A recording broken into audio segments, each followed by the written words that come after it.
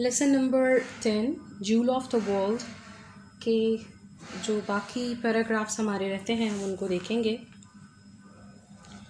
In Al-Zahra, the Caliph surrounded himself with a bodyguard of slaves, which numbered 3,750 and headed his standing army of 100,000 men.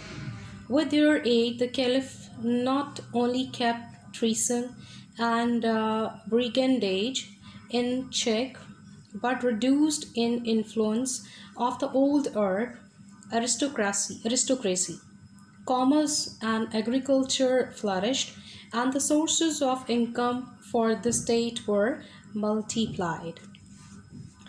अलज़हरा महल में खलीफा ग़ुलाम मुहाफ़िज़ीन के एक जत्थे में घेरा रहता था और इन ग़ुलामों की जो तादाद है वो 3,750 थी, जो कि 1,00,000 बाकायदा फ़ौज का हरावल दस्ता था. इनकी मदद से खलीफा ना सिर्फ साजिश और डाका ज़नी को रोकता, बल्कि उसने पूरे अरब में जो शरीफ लोग थे उन पर भी जो अमीर से लोग थे उनका भी असर काफ़ी कम कर दिया.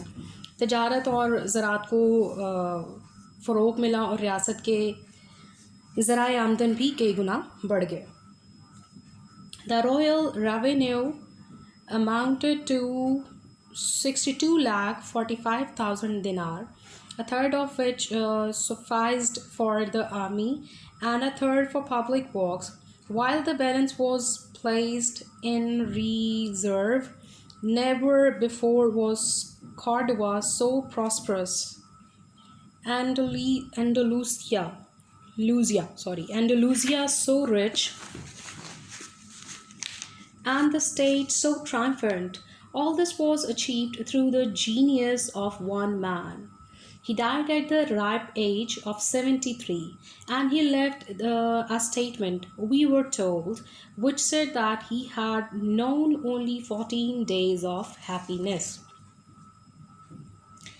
शाही जो आमदन थी वो 62,45,000 दिनार जमा होते थे वहाँ पर, जिसका 1/3 हिस्सा फ़ौज को, 1/3 हिस्सा रफ़ायामा के कामों को यानी फ़लाह के कामों पर, जबकि बाकी जो आमदन है वो जमा कर दी जाती थी. कॉर्डोबा इससे पहले कभी भी इतना खुशहाल नहीं था. इसी तरह से एंडलूसिया या अमीर और रियासत इतनी कामयाब ना थी. ये सब कुछ सिर्फ़ एक शख्स की जहानत की बदौलत हुआ, और जो 73 साल की उम्र में जिसने वफ़ात पाई, और हमें बताया जाता है कि उसने अपनी पूरी ज़िंदगी में सिर्फ़ 14 दिन जो है वो खुशनसीबी के, आराम के या खुशी के गुजारे. As always, under any dynasty, sovereignty in the Muslim world, west or east, was unstable. In Spain, the Umayyad dynasty kept the nominal rule from the time Abdul Rahman I imposed it. But by the time of the accession of the next outstanding figure in the dynasty, Abdurrahman III, in the year 912, civil disturbances and tribal revolts had reduced the Muslim state of Spain to the city of Cordoba and its neighborhood. जैसा कि हमें बताया जाता है कि किसी भी ख़ानदान के, शाही ख़ानदान के दौर हुकूमत में, चाहे मग़रिब हो या मशरिक़ हो, मुस्लिम दुनिया में इक़्तिदार हमेशा कमज़ोर रहा है. इस वक्त से जब अब्दुर्रहमान अव्वल ने स्पेन में अपनी वाजबी सी हुकूमत कायम की, अमूवी ख़ानदान ने इसे संभाले रखा, मगर इस वक्त 912 में इस ख़ानदान की अगली मुमताज़ शख्सियत अब्दुर्रहमान सोयम ने तख्त संभाला, तो अंदरूनी लड़ाइयाँ, झगड़े और कबायली बगावतें स्पेन की मुस्लिम रियासत को उन्होंने घेर लिया और कॉर्डोबा के शहर और इसके गिरदोनवा तक महदूद कर चुकी थी ये सब चीज़ें इसको. The third Abdul Rahman, like the illustrious predecessor, was a young man when he took office, being only 23, and like him also was a youth of intelligence and determination. One by one, he reconquered the lost provinces, reduced them to order, and administered them with sagacity and ability. His reign lasted for 50 years, from 912 to 961, an exceptionally long time for that day. It was signalized politically by the proclamation by Amir of himself as Caliph. Abdurrahman सोइम ने जब इक़्तिदार संभाला तो वो अपने नामवर पेशवर की तरह नौजवान था, महज 23 साल का नौजवान, और इसी अब्दुर्रहमान की तरह ज़हीन और पुरज़म भी था। एक एक करके इसने हारे हुए सूबों को दोबारा फ़तह कर लिया, इन्हें नज़्म व नस्क में ले आया और हिकमत और सलाहियत के साथ वहाँ का इंतज़ाम चलाया। इसका जो अहद हुकूमत है, ये दौर हुकूमत है, वो 912 से लेकर 961 तक यानी 50 साल तक कायम रहा। इस दौर के लिहाज से एक गैर मामूली तौर पर लंबा अरसा है, और सियासी तौर पर इस दौर की नुमायाँ बात यह है कि अमीर ने ख़ुद को बतौर खलीफा कहना शुरू कर दिया, या उसने ऐलान कर दिया कि वो खलीफा के तौर पर काम करेगा। Within the Umayyad Caliphate in Spain begins, his reign and that of his two immediate successors mark the height of Muslim rule in the West. In this period, roughly the 10th century, the Umayyad capital of Cordoba took its place as the most cultured city in Europe, and with Constantinople and Baghdad as one of the 3 cultural centers of the world. इसके साथ ही Spain में अमूवी हुकूमत का आगाज़ होता है। इसका दौर हुकूमत और इसके बाद इसके फ़ौरन बाद आने वाले जो जानशीन थे, लोग थे, का दौर हुकूमत मग़रिब में मुस्लिम हुक्मरानी के अरूज की शिनाख्त है। इस दौर में जो कि लगभग 10वीं सदी थी, अमूवी दारुल हुकूमत कॉर्डोवा यूरोप का सबसे बड़ा महज़ब शहर था, और कुस्तुनतुनिया और बगदाद के साथ दुनिया के 3 सकाफ़ती मराकज़ में से एक था।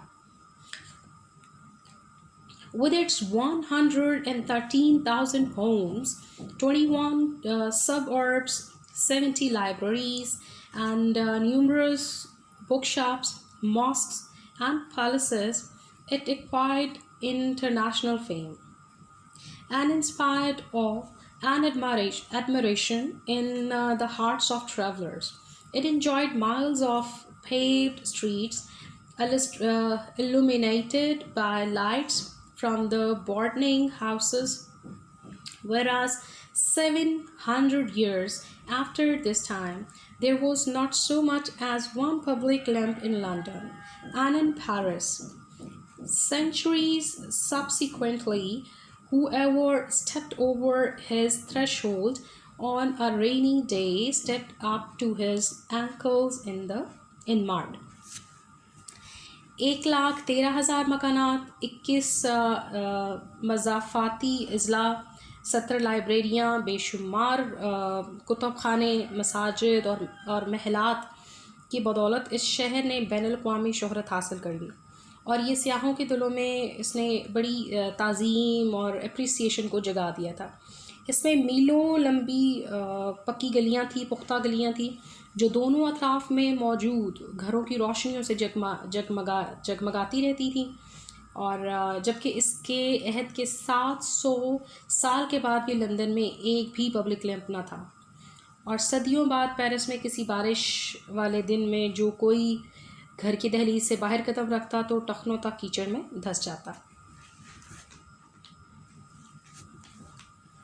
Whenever the ruler of Lyon, Nevers, or Barcelona needed a surgeon, an architect, a master singer, or a dressmaker, it was to Cordoba that they applied. The fame of the Muslim capital penetrated to distant Germany, whereas Saxon nun styled it the jewel of the world. Spain under the Caliphate was one of the wealthiest and most thickly populated lands of Europe. The capital boasted some 13,000 weavers and a flourishing leather industry. From Spain, the art of tanning and embossing leather was carried to Morocco, and from these two lands it was brought to France and England. As the word Morocco indicates, wool and silk were woven not only in Cordoba but in Malaga, Almira, and other centers. Leon, Navarre और Barcelona के हुक्मरानों को जब कभी किसी surgeon की, मकान बनाने वाले की, माहिर गुलकार की या कपड़े तैयार करने वाले की ज़रूरत पड़ती थी तो वो कॉर्डोवा को दरख्वास्त करते थे कि जी हमारी हेल्प की जाए। इस मुस्लिम दारुल खिलाफा की शोहरत दौरे जर्मनी तक जा पहुंची, ठीक है, जर्मनी तक पहुंच गई, जहां एक नन ने, एक सिस्टर ने, एक राहबा ने इसे जौहरे आलम का ख़ताब दिया, ठीक है, जूल ऑफ द वर्ल्ड कहा। खिलाफत के दौर में स्पेन यूरोप का सबसे ज़्यादा अमीर तरीन गुंजान आबाद मुल्कों में से एक था। दारुल खिलाफा कोई 13,000 जो कपड़े बुनने वाले थे और एक फलती फूलती चमड़े की सनत रखने पर इतराता था। उन्हें बड़ा फ़ख्र था कि हमारे पास ये तमाम चीज़ें हैं।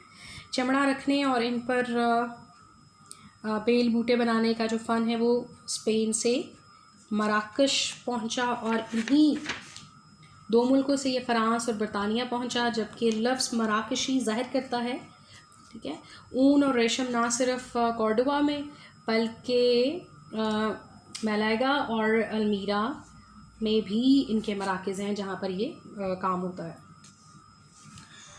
The rising of silkworm.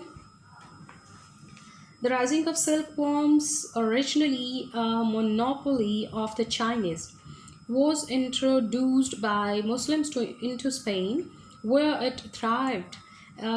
Almira also produced glassware and brasswork. Partana in Valencia was the home of poetry.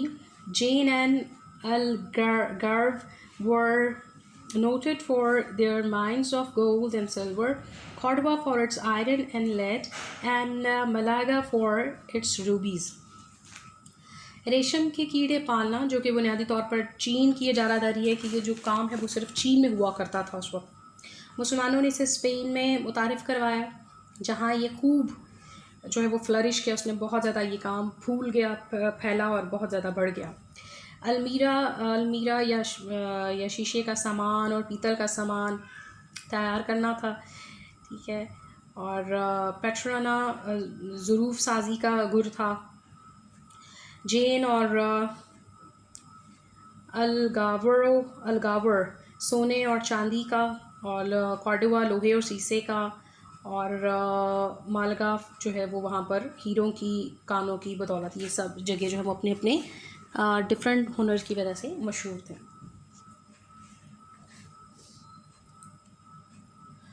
Toledo, like Damascus, was famous all over the world for its swords, the art of inlaying steel and other metals with gold and silver and decorating them with flower patterns. An art introduced from Damascus flourished in several Spanish and other European countries. दमिश्क की तरह टलीडो पूरी दुनिया में अपनी तलवारों की बदौलत मशहूर था। स्टील और दूसरी धातों पर सोने और चांदी का जड़ाव करना, यानी उन पे जो है वो उनके कवर्स लगाना या मिक्सअप करना उनको, और इन पर फूलों की का फ़न, उसको फूल बनाने का फ़न जो दमिश्क से आया था, बहुत से हस्पानवी और दूसरे यूरोपीय मराकज़ में इसको फ़रोग़ दिया गया। The Spanish Arabs introduced agriculture methods practiced in Western Asia. They dug canals, cultivated grapes, and introduced, among other plants and fruits, rice, apricot, peaches, pomegranates, oranges, sugarcane, cotton, and saffron. The southeastern plains of the peninsula, especially favored by climate and soil, developed important centers of rural and urban activity. Here, wheat and other grains, as well as olives and other fruits, were raised by a peasantry who worked the soil on shares with the owners. हस्पानवी अरबों ने यहाँ मगरबी Asia में rise ज़राई तरीके मुतारिफ़ करवाए। उन्होंने नहरें खोदी, अंगूर उगाए और दूसरे पौधों और फलों के साथ चावल, खुबानियाँ, आड़ू, अनार, संतरे, गन्ना, कपास, ज़ाफ़रान वगैरह भी यहाँ पर उगाना शुरू कर दिया। जज़ीरा नुमा के जुनूब मशरक़ी मैदानों ने, जहाँ आबो हवा और मिट्टी ख़ास तौर पर मुनासिब थी, दही और शहरी सरगर्मी के अहम मराकज़ को फ़रोग़ दिया। यहाँ गंदम और दूसरे अनाज और इसी तरह से जैतून और दूसरे फल उन किसानों से उगाए जाते थे जो मालिकों के साथ ज़मीन पर बतौर शरीकदार काम करते थे, यानी उनके साथ वो शेयर करते थे। This agriculture development was one of the glories of Muslim Spain and one of the Arabs' lasting gifts to the land. For Spanish gardens have preserved to this day a Moorish character. One of the best known gardens in the general life, a word which comes from the Arabic, Jannatul Arif, the inspector's paradise. ये ज़रूरी तरक्की मुस्लिम Spain की अज़मतों में से एक थी और इस सरज़मीन के अरबों के बाकी रहने वाले तहाइफ में से भी एक थी, क्योंकि हस्पानवी जो बागात में आज भी मुस्लिम अरब की खूबियाँ मौजूद हैं। सबसे ज़्यादा मशहूर बागात में से एक बाग जर्नल लाइफ है।